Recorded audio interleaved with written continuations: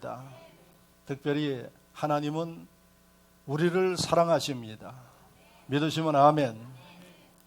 어느 정도로 우리를 사랑하시는 거 아니에요? 졸지도 주무시지도 않고 사랑하신다고 말씀을 하고 계십니다. 그런데 그렇게 우리를 사랑하신 하나님이 오늘 말씀에 보니까 저나 여러분들을 위하여서 큰 일을 하신다고 약속을 하고 계십니다.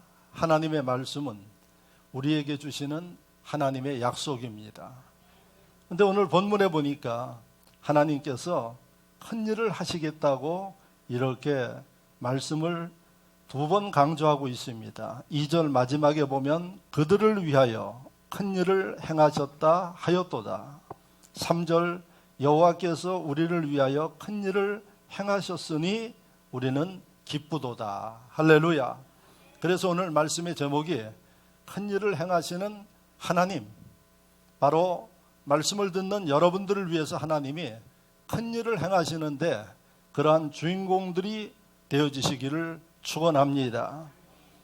그러면 하나님께서 우리를 위해서 큰 일을 행하시기 위해서 우리가 자세하게 하나님이 하시는 큰 일이 뭔지, 또 큰 일이 우리에게 임하기 위해서 우리는 어떻게 해야 하는지, 이런 것들에 대해서 오늘 말씀을 통해서 깨닫고 여러분들이 잘 갖춰나가는, 그래서 하나님이 여러분들을 위해서 역사할 수 있는 분들이 되시기를 바랍니다.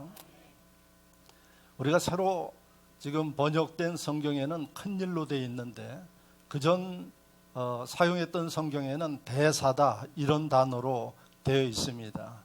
그런데 정확하게 이 구약 성경의 히브리어 단어로 보면 이 큰 일이라는 게 가달이라는 이런 단어를 썼는데 의미를 번역하면 여러 가지로 번역을 할 수 있습니다.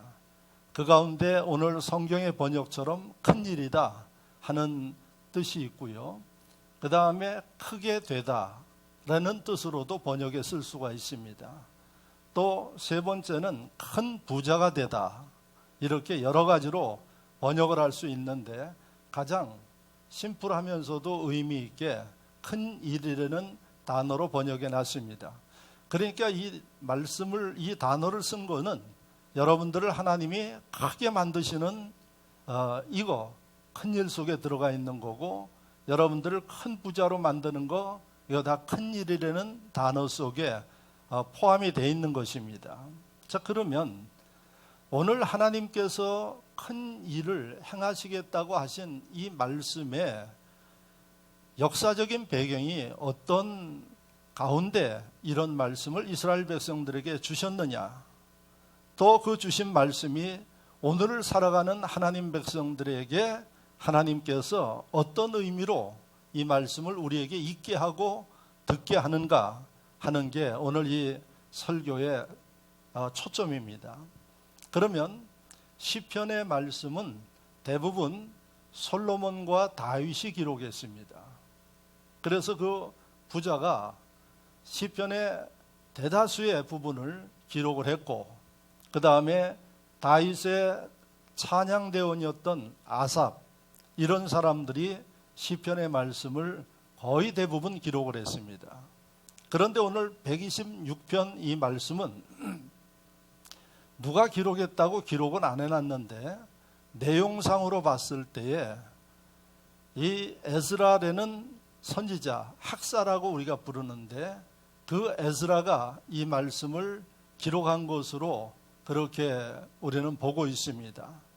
그래서 이 에스라가 어느 때 이 말씀을 기록했는가?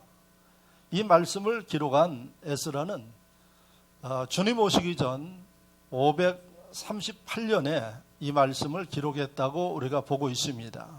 자, 그러면 그때 어떤 일이 있었는가? 이스라엘 백성들이 하나님의 말씀대로 살지 못하고 있을 때에 하나님께서 경고를 했습니다. 너희가 만약에 내가 이야기하는 대로 말씀을 듣고 행하지 못하면 나라를 망하게 하겠다, 이렇게 경고의 말씀을 예수님 오시기 전 600여 년 전부터 벌써 말씀을 하셨습니다. 그럼에도 불구하고 이스라엘 백성들은 지금 살고 있는 현실을 보니까 나라가 망할 이유가 없습니다. 그리고 이렇게 잘 살고 풍성하게 사는데 나라가 망하다니 아니한 생각을 가지고 하나님께서 선지자들을 통해서 말씀하시는 그 경고의 말씀을 듣지 않았습니다. 그래서 하나님께서 여러 선지자들을 통해서 경고하신 다음에 그 다음에 듣지 않으니까 두 차례에 걸쳐서 이스라엘을 망하게 했습니다. 첫 번째는 예수님 오시기 전 722년에 아수르라 하는 그 나라에 의해서 북쪽 지역에 있는 이스라엘이 망해버렸습니다. 그리고 예루살렘을 중심으로 남쪽에 조그만 나라가 남았는데 이 나라는 하나님께서 더 기회를 주시면서 기다리고 계셨습니다.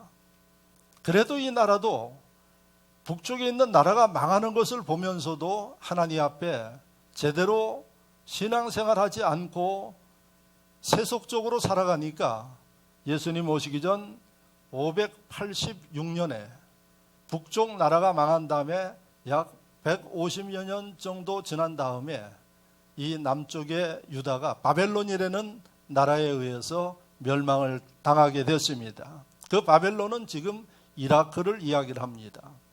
그래서 586년에 나라가 망하면서 하나님께서 그들에게 약속하시기를 너희가 하나님 말씀대로 살지 못해서 나라가 망하지만 그래도 하나님이 사랑하시는 백성이기 때문에 70년 후에는 다시 나라를 회복시키겠다 하는 이 역사적인 배경 속에서 있었던 일입니다. 70년 뒤에 하나님이 다시 너희 나라를 회복하겠다. 그러면 여러분 생각해 보십시오. 대부분 20세 이상의 성년들에게 70세면 20세가 90세 되는 때입니다. 그러니까 그 세대는 다 죽어버리는 겁니다. 그리고 죄 없는 그 다음 세대에 하나님께서 돌아와서 나라를 세우게 하시려는 하나님의 섭리가 계신 겁니다. 자, 그렇게 그들은 다 붙잡혀 갔습니다. 그래서 바벨론이라는 그 나라에서 자유가 없는 종살이를 하고 있는 상황이었습니다. 그런데 어느덧 시간이 지나서 하나님의 약속하신 70년의 시간이 되어서 이 백성들이 다시 이스라엘로 돌아오는 그런 과정이 있었습니다. 그래서 그게 한 번에 다 돌아온 게 아니라 1차, 2차, 3차에 나누어서 돌아오고 있었습니다. 그런데 오늘 이 말씀을 쓴 것으로 보는 에스라는 두 번째 돌아오는 사람들 속에 리더였습니다. 그게 연도적으로 예수님 오시기 전 538년에 이 에스라가 이스라엘 두 번째 귀한 팀들을 데리고 이스라엘 땅으로 돌아온 겁니다. 그때 돌아와서 돌아오는 과정에 에스라가 하나님 앞에 자기에게 하나님이 주시는 이 깨달음과 마음의 그 모든 감성을 기록한 게 본문입니다. 그래서 일단 70년 만에 돌아오는 그 과정 생각해 보면 기적과 같은 겁니다. 할렐루야. 왜? 전혀 비전이 없었어요. 우리가 앞으로 뭘 하면서 살까? 우리나라가 다시 세워질 수 있을까? 하는 이 희망이 없는 가운데 하나님께서 그들을 이방 나라 왕을 감동해서 돌아가도록 하는 게 기적과 같은 일이었습니다. 그래서 에스라가 보면은 하나님이 우리 민족을 위해서 큰 일을 하시도다 이렇게 고백을 하고 있습니다. 그래서 이 말씀 속에 큰 일은 이스라엘 백성들이 70년 만에 다시 나라를 세우기 위해서 그 땅으로 돌아오는 이 일, 하나님이 하시는 이스라엘을 위한 큰 일입니다. 그래서 억압됐던 자유를 회복해주고 그 다음에 황폐된 나라에 다시 나라를 건축하게 되고 그 다음에 깨어졌던 모든 산업을 다시 일으킬 수 있는 이 일, 이 일을 하나님이 진행하시는 것을 보면서 에스라 선지자는 그 감동과 은혜를 오늘 이 말씀 속에 기록한 겁니다. 그래서 이것을 보면서 오늘 말씀을 보니까 뭐라고 표현했는고 하니 1절에 꿈을 꾸는 것 같도다. 이렇게 기록하고 있어요. 꿈 같은 일이 지금 벌어지고 있다는 얘기입니다. 할렐루야. 자, 두 번째 뭐라고 기록했는고 하니 2절 말씀에 입에 웃음이 가득하고 찬양이 찼다. 이렇게 이야기를 해요. 웃음과 찬양이 가득한 백성들의 모습, 그야말로 모처럼 보는 그러한 모습이에요.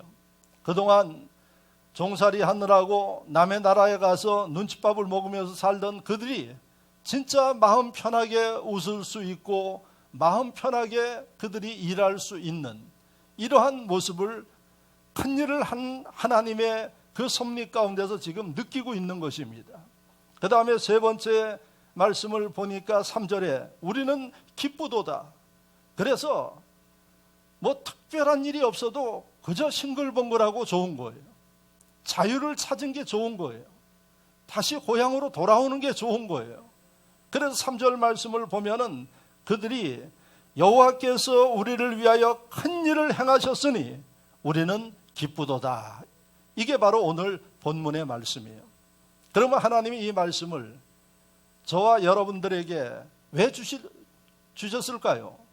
내가 너희를 그렇게 축복하시겠다는 약속입니다. 믿으시면 아멘. 아멘 하시는 분들을 위해 하나님의 큰 일이 임하게 될 줄로 믿습니다. 그래서 우리는 이런 믿음을 가지고 이 말씀을 읽고 들어야 된다는 겁니다. 설교하는 목사가 목사를 향해서도 하나님이 이 큰 일을 이루어 주실 줄로 믿고, 또 말씀을 전할 때 성도들에게 임할 줄로 믿고 말씀을 선포하고 있다는 사실입니다. 자, 그러면 제가 이스라엘 백성들이 큰 일이 뭔지를 이야기를 했습니다. 우리에게 임할 큰 일이 무엇일까?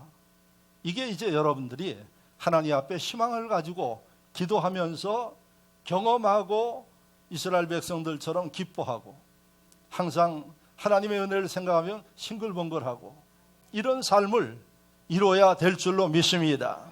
자, 그러면 하나님께서 각자에게 주시는 큰 일은 여러분들 각자마다 다를 수 있어요. 왜? 환경이 다 다르기 때문에.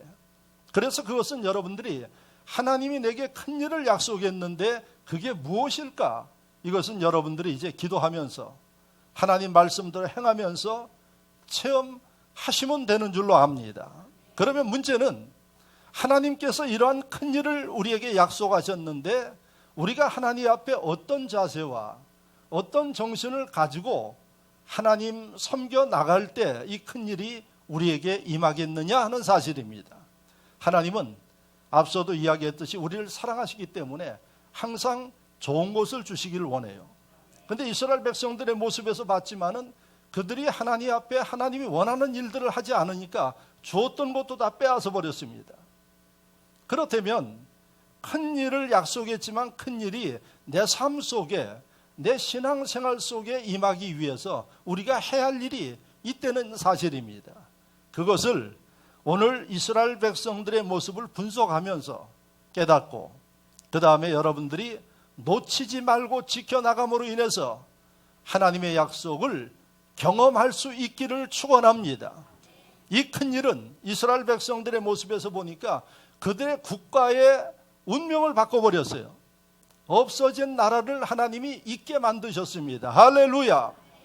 또 이스라엘 백성들이 잃었던 자유를 완전히 되찾게 만들어줬어요. 황폐했던 그들의 가정과 산업을 하나님이 부흥시키는 역사를 이루었어요.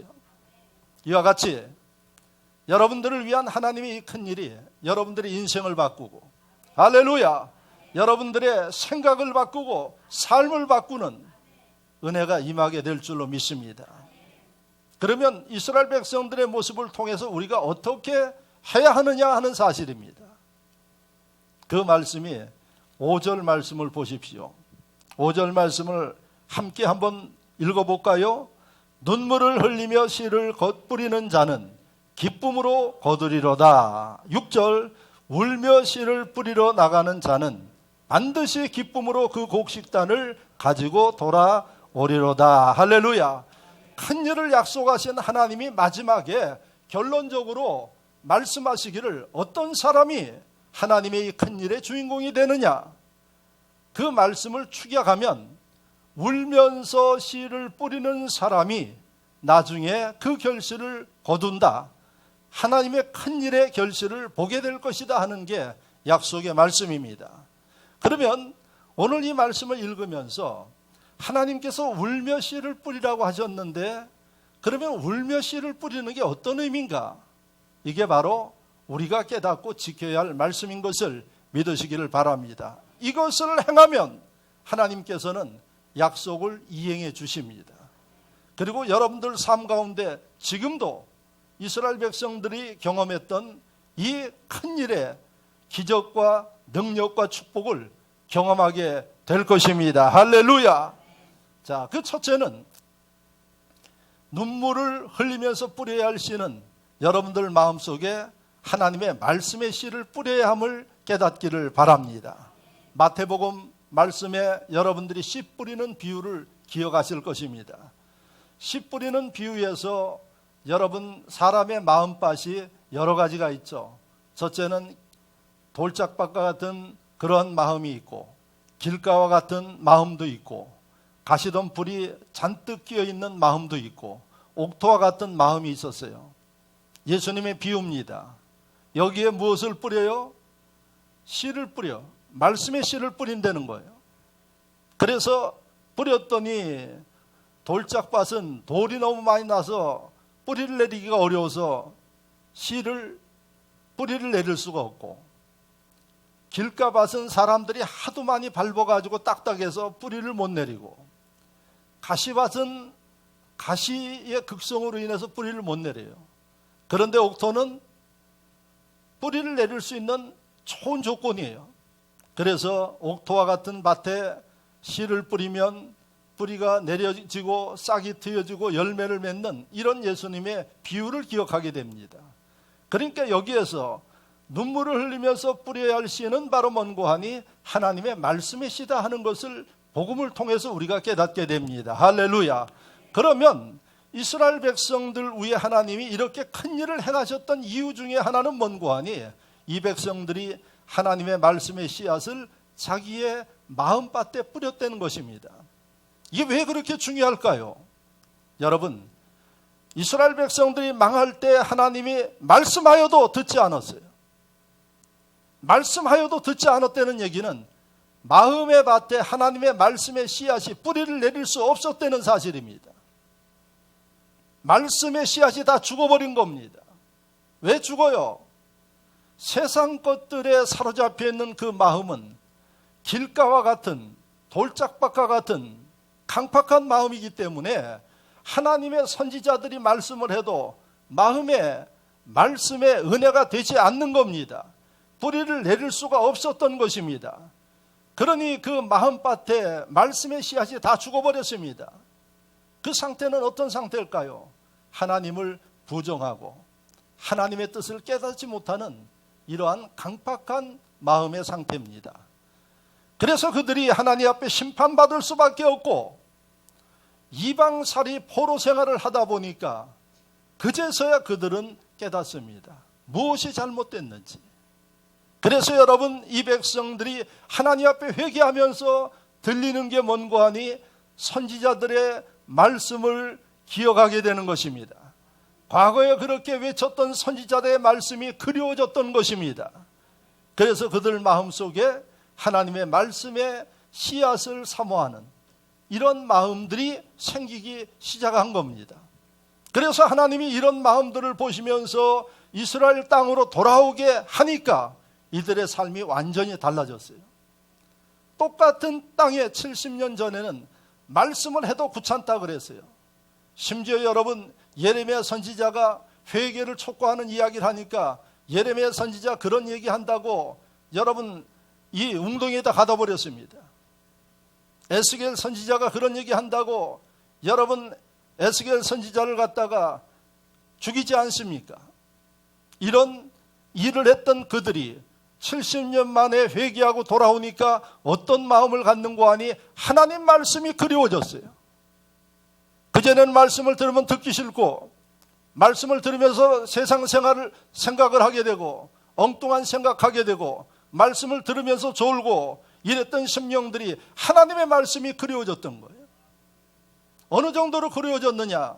그야말로 말씀을 듣고 자기 마음밭에 말씀이 뿌려지는데 눈물이 나올 정도로 감격하면서 말씀을 들은 겁니다. 어디에 그런 말씀이 기록되어 있느냐? 여러분, 느헤미야 8장을 읽어보십시오. 오늘 집에 가셔서 느헤미야 8장을 몇 번이고 읽고 읽어보면 오늘 나의 마음의 상태가 어떠한지를 여러분들이 깨닫게 되고, 하나님의 은혜가 제대로 임하는 심령은 오늘 이 설교를 통하여서 느헤미야 8장 말씀을 통하여서 여러분들의 예배드리는 자세가 달라지고 말씀을 대하는 자세가 달라지고 달라지는 그 후에 하나님의 기적과 역사, 큰일이 일어나게 된다는 사실을 믿으시기를 축원합니다. 느헤미야 8장에 도대체 뭐라고 기록돼서 그렇습니까, 목사님? 여러분, 느헤미야 8장을 보면은 여러분, 바벨론에서 돌아온 이스라엘 백성들이 그전에는 모여라 그래도 안 모여요. 왜 못 모이냐 그랬더니 너무 바쁩니다. 할 일이 너무 많습니다. 그런데 70년 만에 돌아온 이 백성들이 느헤미야 8장 말씀을 보니까 스스로 광장에 모였어요. 할렐루야. 스스로 모였어요. 왜 스스로 모였나요? 스스로 모여가지고 에스라 선지자에게 이야기를 합니다. 에스라 선지자여, 율법을 가지고 우리에게 오소서. 율법은 모세 오경이에요. 창세기, 출애굽기, 레위기, 민수기, 신명기, 이스라엘 백성들의 성경이에요. 율법을 가지고 선지자여 우리에게 오소서, 우리가 모여있나이다. 에스라 8장에 그렇게 기록되어 있어요. 그래서 에스라 선지자가 참 보다 희한한 일입니다. 그렇게 이야기를 해도 듣지 않았던 심령들이 선지자 보고 율법책을 가지고 오라고 하니 선지자가 얼마나 반가우면서도 희한한 일이겠습니까? 에스라 선지자가 율법책을 가지고 갔습니다.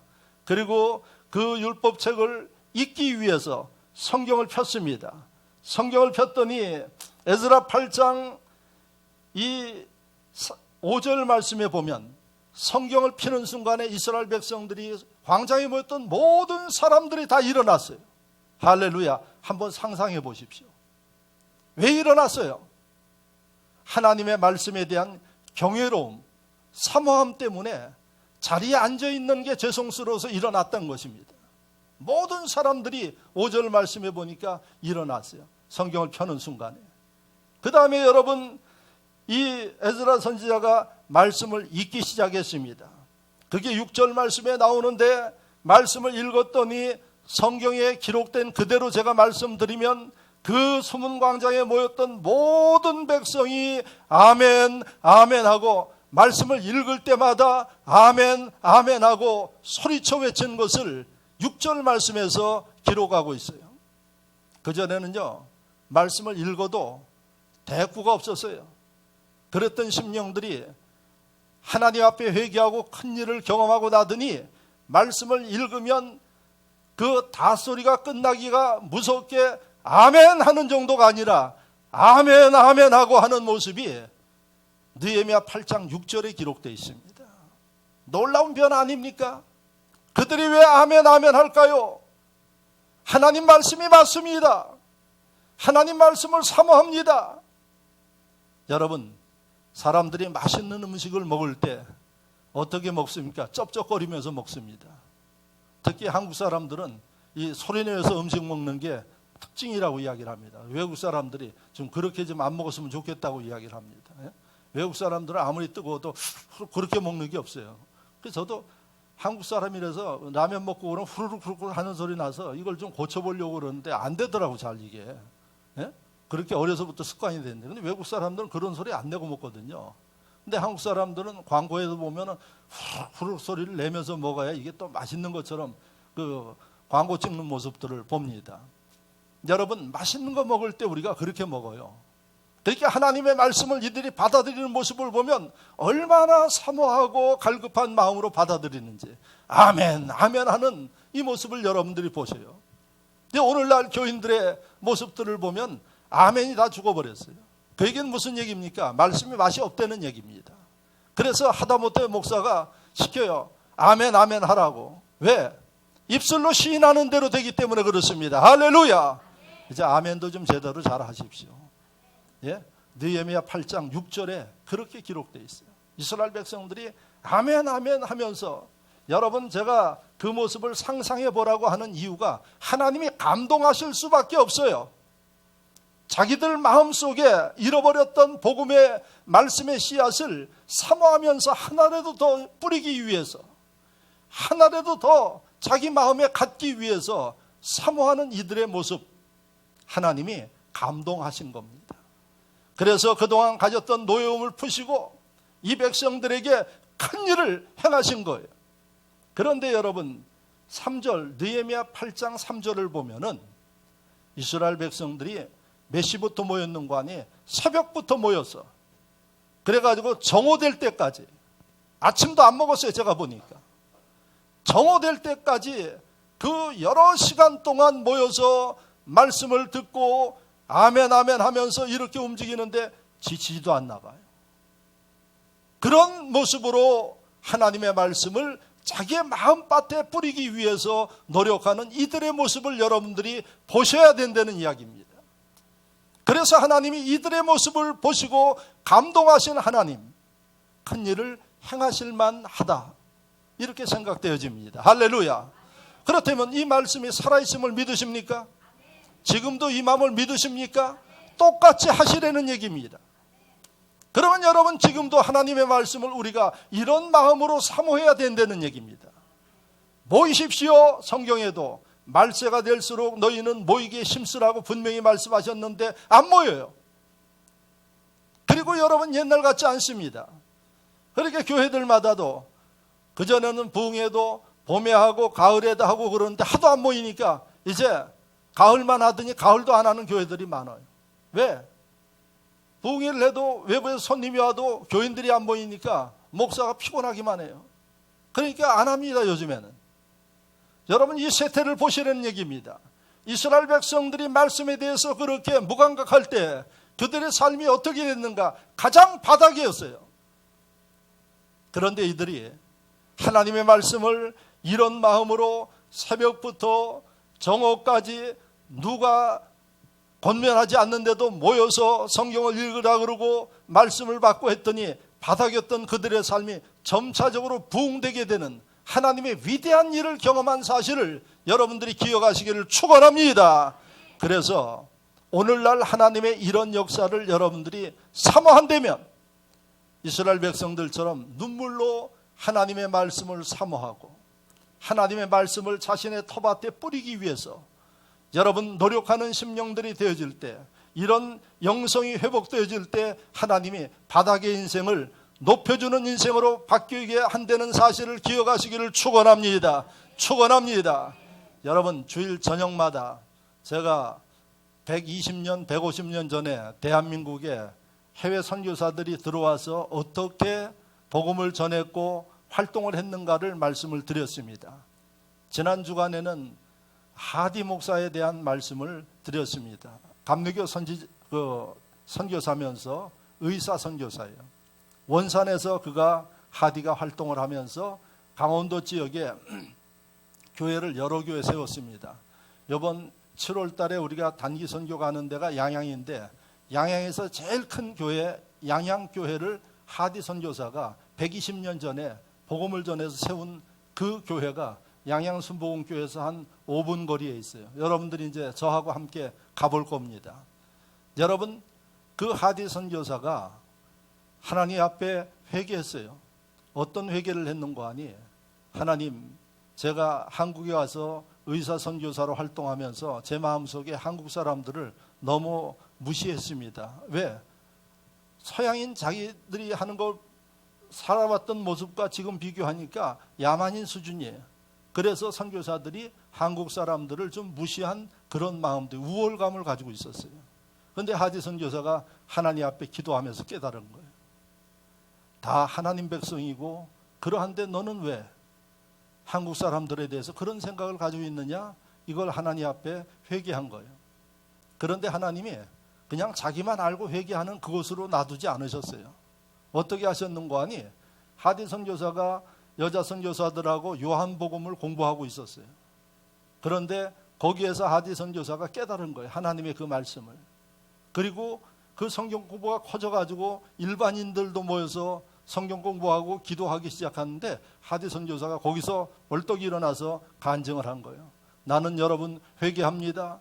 내가 여러분들을 섬겨야지 되는데 민족적인 우월감을 가지고 그렇게 한 것을 회개합니다 하고 회개했어요. 그랬더니 그 회개가 끝나니까 누가 시키지도 않았는데 그 자리에서 한국인 이 사역자, 지금 이야기하는 선교사를 도우면서 했던 그 사역자가 벌떡 일어나더니 선교사님, 나는 선교사님이 선교비 준 것을 도둑질했습니다. 제가 죄인입니다. 이런 일들이 벌어진 거예요. 그게 1903년 원산 부흥운동이에요. 그래서 모든 심령들이 통곡하면서 회개를 한 거예요. 그때 성령님이 임하신 거예요. 할렐루야. 여러분, 그때 어떤 일이 벌어졌는고 하니 수많은 사람들이 모여서 하나님의 말씀을 사모한 거예요. 오늘 느헤미야 8장에 이스라엘 백성들이 하나님 말씀을 사모했듯이 새벽부터 저녁 때까지 모여서 기도하고 말씀을 들었어요. 이게 대한민국의 역사를 바꾸는 계기가 됐어요. 이게 1907년도에는 평양에 갔고 그 다음에 서울에 오게 되었고, 여러분 그 이후에 대한민국은 폭발적인 성령의 역사로 교회가 성장하게 되고 대한민국의 국력이 바뀌었다는 사실을 기억하시기를 축원합니다. 말씀은 살아있는 것입니다. 말씀은 우리를 자유케 합니다. 그런데 여러분, 오늘의 모든 심령들이 하나님의 말씀을 듣는 모습들을 보면은 답답하다는 얘기입니다. 이게 여러분 회복돼야지 됩니다. 할렐루야.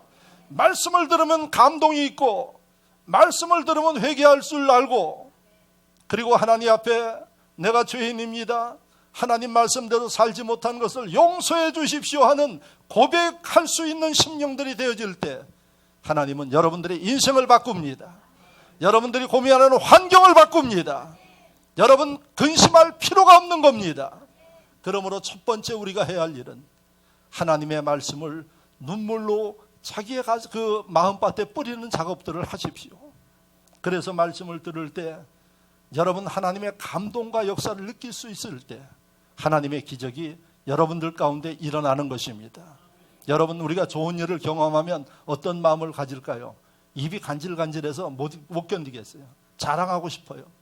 뭐 조금만 좋은 일이 생겨도 자랑하고 싶어요.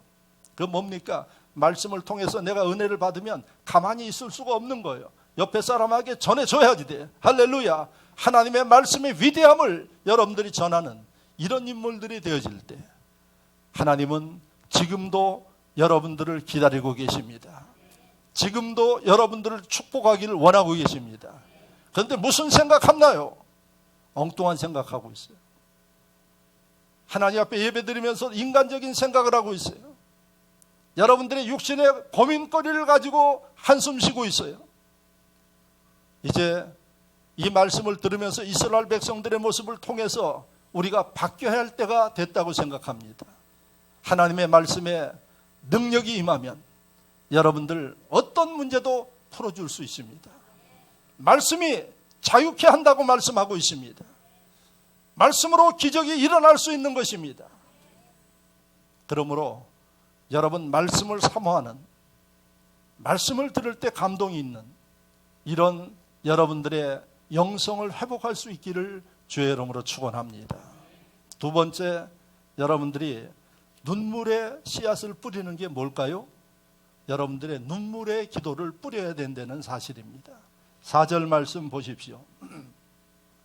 4절 말씀을 제가 읽을 테니까 들어보시기 바랍니다. 여호와여, 우리의 포로를 남방 시내들 같이 돌려보내소서. 여러분, 이 사람들은 두 번째 포로에서 돌아오는 거예요. 그런데 아직 바벨론에는 포로로 남겨있는 사람들이 많아요. 그러니까 이들이 하나님 앞에 돌아오면서 간구하기를, 하나님, 남은 모든 우리 백성들이 돌아오게 해 주소서. 여러분, 이 4절을 제가 배경 설명한 그 내용을 가지고 읽어보세요. 눈물 나는 기도입니다. 기도예요. 이들의 기도. 짧은 기도인데 자기 백성들 고통당하지 않고 하나님 빨리 돌아오게 해달라고 이렇게 기도하고 있어요.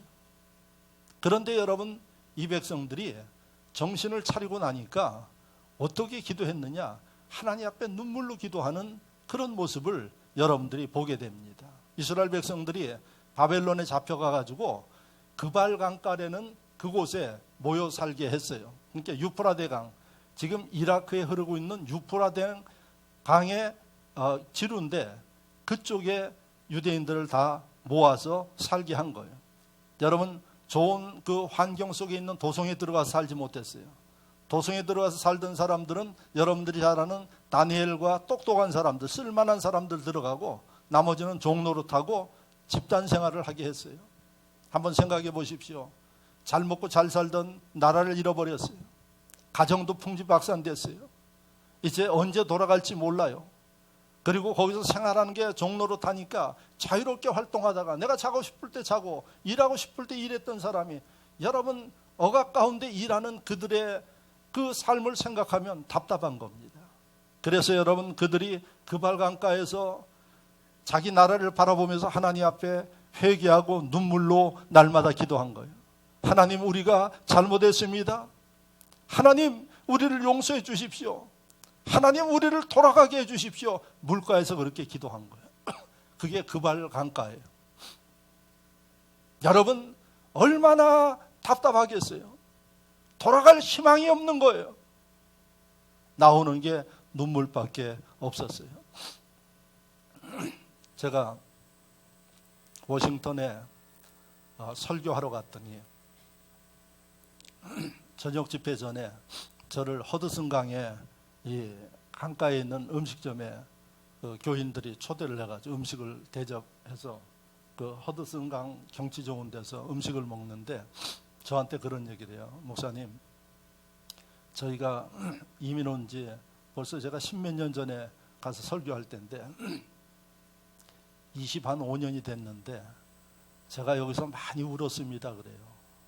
지금은 제가 여기서 이렇게 여유를 가지고 좋은 음식을 먹으면서 이렇게 목사님 모시고 한담하는데 25년 전에 이민 왔을 때 제가 수시로 이 허드슨 강가에 나왔대요.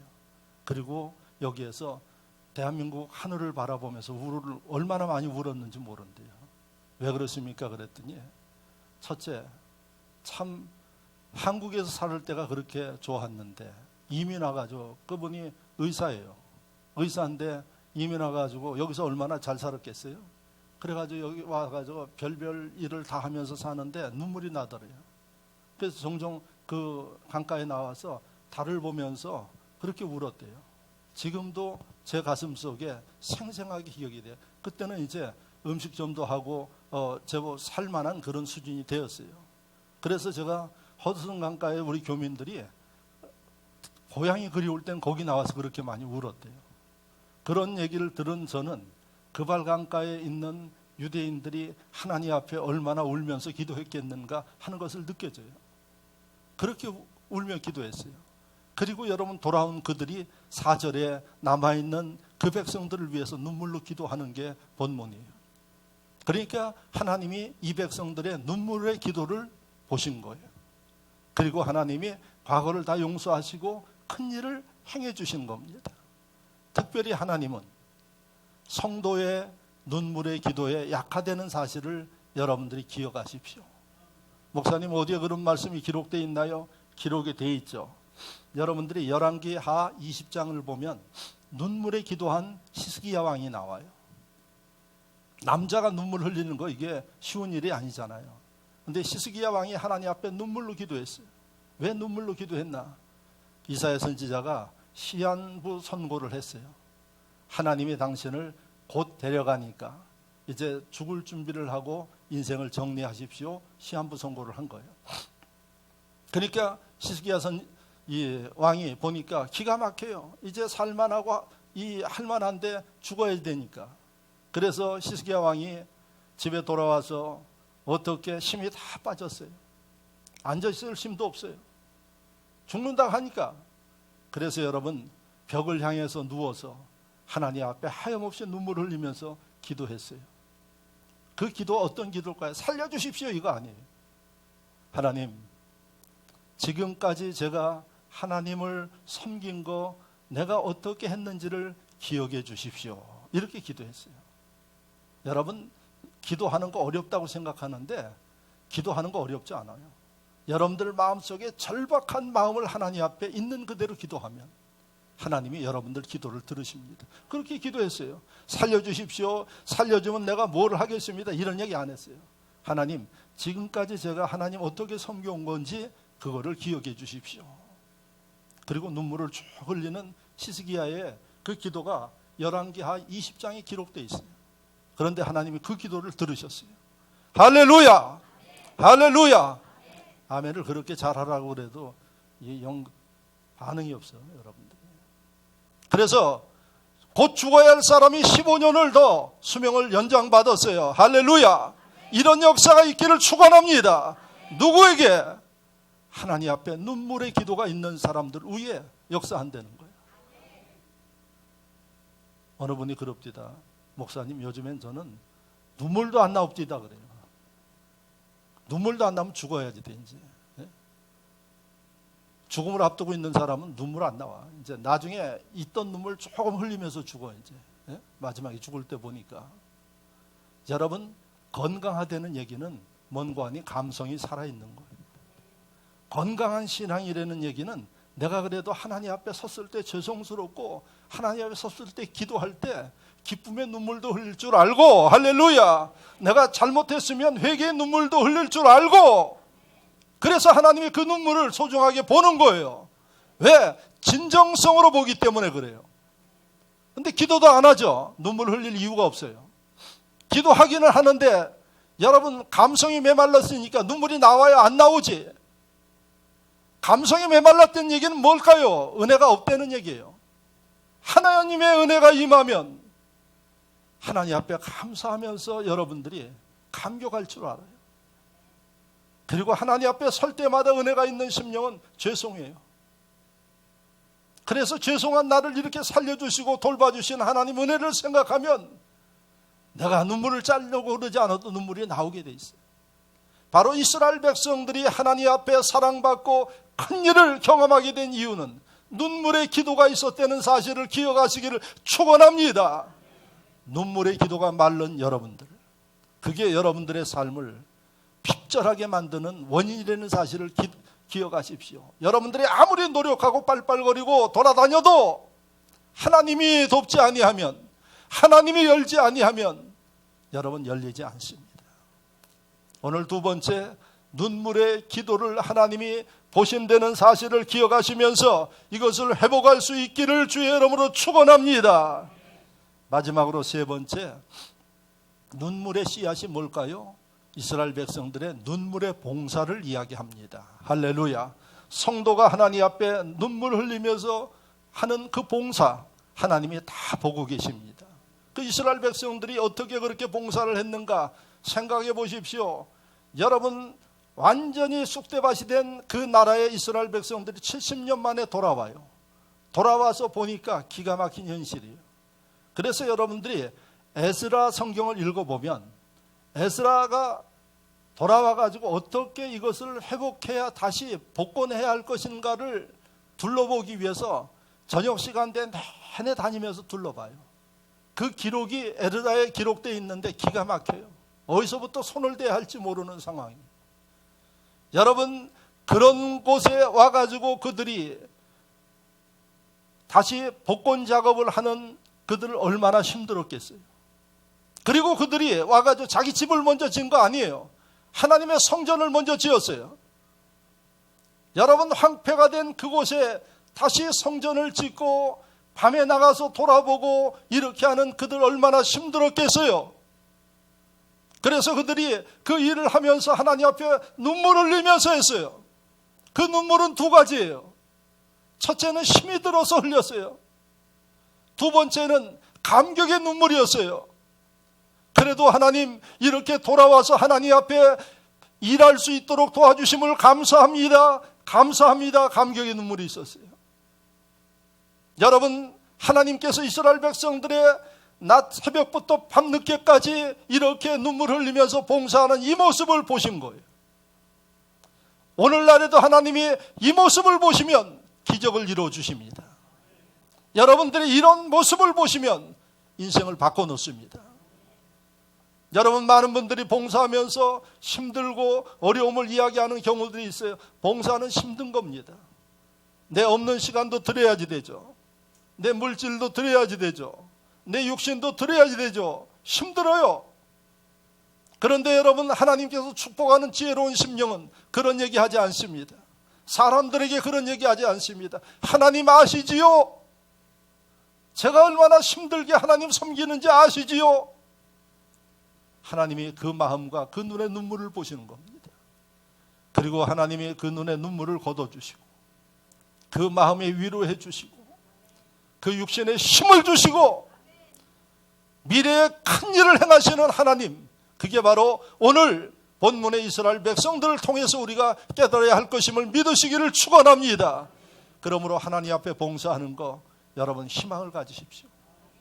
그리고 이제는 달라지십시오. 사람에게 나타내려고 할 필요도 없고 힘들다고 여러분 사람들에게 불평할 필요도 없고 하나님 아시지요? 제 이 힘들고 어려운 상황을 아시지요? 하나님. 하나님의 기적이 일어납니다. 제가 미국에 그 전에 설교하러 많이 다녀서 워싱턴에도 갔고, 워싱턴에서 좀 내려오면 메릴랜드라는 데가 있어요. 메릴랜드 항구 도시인데 그 메릴랜드 교회 설교하러 갔더니 초대해서 메릴랜드 항구에서 식사를 대접해서 그 메릴랜드가 기억이 나는데 거기에는 유명한 존스 호핀스 대학이라는 유명한 의과 대학이 거기 있어요. 그래서 그 메릴랜드를 기억을 하는데 메릴랜드에 사는 어떤 젊은 청년이 뭘 하고 있었는가 하니 집안이 어려우니까 책 외판원을 하고 있었어요. 그래서 공부를 하긴 해야지 되는데 돈이 없으니까 책을 집집마다 다니면서 팔러 다녔어요. 그래서 여러 집을 다니다가 어느 좀 집이 허름한 집, 미국 집은 좀 허름해도 우리나라 집들보다 나아요. 왜? 대부분 다 앞에 잔디가 있고 단독주택으로 돼 있어서. 그래서 그 집에 들어갔더니 문을 두드렸더니 엄마 아버지는 다 일하러 갔고, 그래서 어느 청년 여자 자매가 나오더래요. 책을 하나 사봐라 그랬더니 우리 집에는 책 사볼 만한 그런 형편은 못 됩니다. 죄송합니다. 그렇게 이야기하더라는 거예요. 그래서 그러면 내가 너무 갈증이 나고 그러니까 시원한 우유를 한 잔 줄 수 있겠느냐 이렇게 이야기를 했대요. 그랬더니 그 자매가, 여러분 그때 미국 상태는 지금 우리나라의 미국 상태와 같아요. 왜? 불신이 심해. 그리고 개인주의예요 다. 그리고 문도 잘 안 열어주잖아요. 근데 이 자매가 선뜻 들어가더니 잠깐 기다리라 그러더니 우유를 2잔을 가지고 나오더래요. 그래서 얼마나 목이 타셨으면 우유를 달라고 그러셨겠습니까? 그래서 제가 2잔을 가져왔습니다 하고 우리 집에 이 정도는 드릴 수 있습니다. 그러면서 우유를 주더래요. 그래서 이 청년이 목도 타는 데다가 하도 피곤하기도 하니까 2잔을 그냥 금세 마셔버리고 고맙다고, 그리고 그 자매의 이름을 좀 일러달라고, 제가 너무 고마워서 평생 잊지 않겠다고, 그래 이름을 일러달라 그러니까 이름을 불러주더래요. 그래서 그 수첩에다 이름을 기록해가지고 온 겁니다. 그리고 나서 세월이 한 20여 년이 흘렀어요. 20여 년이 흘렀는데 어느 날 메릴랜드 그 청년은 병원장이 됐어요. 메릴랜드의 하워드 켈리라는 사람인데 병원장이 된 거예요. 공부를 해가지고. 근데 그 병원에 중환자 여성분이 들어온 거예요. 그래서 이 하워드 켈리가 보니까 자기가 많이 보던 사람이에요. 그 전에 보던 사람이에요. 늘 그 수첩에다 이름을 써가지고 잊지 않는데. 그래서 이 병원장이 직접 자기가 진료를 한 거예요. 그러니까 중환자예요. 중태예요. 그래서 병원장이 직접 시술을 해가지고 그 여인을 살렸어요. 살려가지고 오랫동안 병원에 입원해서 건강이 회복돼서 나가도록 이제 퇴원할 때가 돼가지고 병원비, 진료비 청구가 됐는데 이 여자분이 진료비를 받으니까 $10,000이래요. 그때 돈 만불이면 엄청나게 큰 돈입니다. 미국에서는 의료비가 어마어마하게 비싸요. 여러분들 상상하는 것보다 비싸. 그래서 보험이 없으면 병원도 못 가요. 그래서 미국의 교포들이 우리나라 여기 와가지고 의료보험 저기 해가지고 여기서 치료받고 들어가고 하는 모습들을 여러분들이 많이 볼 거예요. 그 만불이니 이 여자분이 너무 치료비가 많이 나오니까 고민스러운 거예요. 그래서 고민하는 마음으로 치료비 이제 앞에 진료비 보고 뒤를 딱 넘겨서 보니까 뭐라고 써졌는 거 아니? 당신의 치료비는 병원장인 하워드 켈리 내가 다 처리하겠습니다 하면서 사인이 써져 있더래요. 희한하다. 그래가지고 여자분이 원무과에 가가지고 이렇게 돼 있는데 왜 그러냐 그랬더니 우리 병원장님이 당신의 치료비를 대납해 주겠다고 그렇게 하셨다고. 그러니까 그냥 가시면 된다고.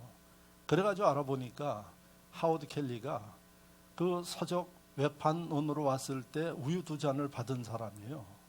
그래가지고 우연찮게 그렇게 병원에서 만나가지고 자기가 평생 잊지 않는 그 자매의 은혜를 만불의 치료비로 갚아주고 그 다음부터는 어떻게 되겠어요? 좋은 인간관계 가운데 지낸 거예요. 여러분 보십시오. 사람에게 우유 2잔 대접한 거, 진짜 정성으로 대접한 그게 인생에 놀라운 전환기가 된 겁니다. 예수님이 뭐라 그랬습니까? 소자에게 냉수 한 그릇 대접하는 거 내가 잊지 않겠다 그랬죠. 믿으시면 아멘. 아멘. 그런데 많은 성도들이 이 말씀을 읽으면서도 잘 그 말씀의 의미를 몰라요. 냉수 한 잔이 여러분들의 인생을 바꿀 수 있는 거예요. 사람에게 우유 2잔 대접했더니 여러분 인생의 전환점이 됐어요. 하나님 앞에 여러분들이 눈물로 봉사한다 그러면 하나님이 어떻게 하시겠어요? 여러분들의 삶을 바꿀 수 있습니다. 여러분들의 현실을 바꿀 수 있습니다. 그런데 오늘날 많은 신자들이 주님의 일을 하면서 입으로 다 까먹어요. 그리고 주님 앞에 봉사하는 그 의미를 몰라요. 여러분, 눈물의 봉사는 이스라엘 백성들의 나라를 바꿔버렸습니다. 지금도 그 하나님은 우리의 눈물의 봉사, 정성 어린 봉사를 보고 계십니다. 그리고 그 하나님은 뭐든지 주려고 하시기 때문에 여러분들의 삶 속에 변화를 일으킨다는 사실을 기억하시기를 바랍니다. 하나님은 오늘 이 말씀을 우리에게 왜 주셨느냐? 나는 너희에게 큰 일을 할 수 있는 분이시다 하는 것을 말씀하고 있어요. 너희가 좀 내 이 마음을 알고 받아 누리도록 하라 하는 게 이 설교임을 믿으시기를 축원합니다. 또 여러분들 삶 가운데 이제부터라도 하나님의 이런 은혜와 분복을 누려 남들에게 전하고 나눠주는 이런 복 있는 분들이 되시기를 축원합니다. 말씀을 생각하며 다 같이 한 목소리로 결단하는 마음으로 기도하시기 바랍니다. 할렐루야. 아버지 하나님 감사합니다. 사랑하시고 인도하시고 역사하여 주시어서 붙잡아 주시고 이끌어 주심을 무한 감사를 드리고 오늘 아버지 하나님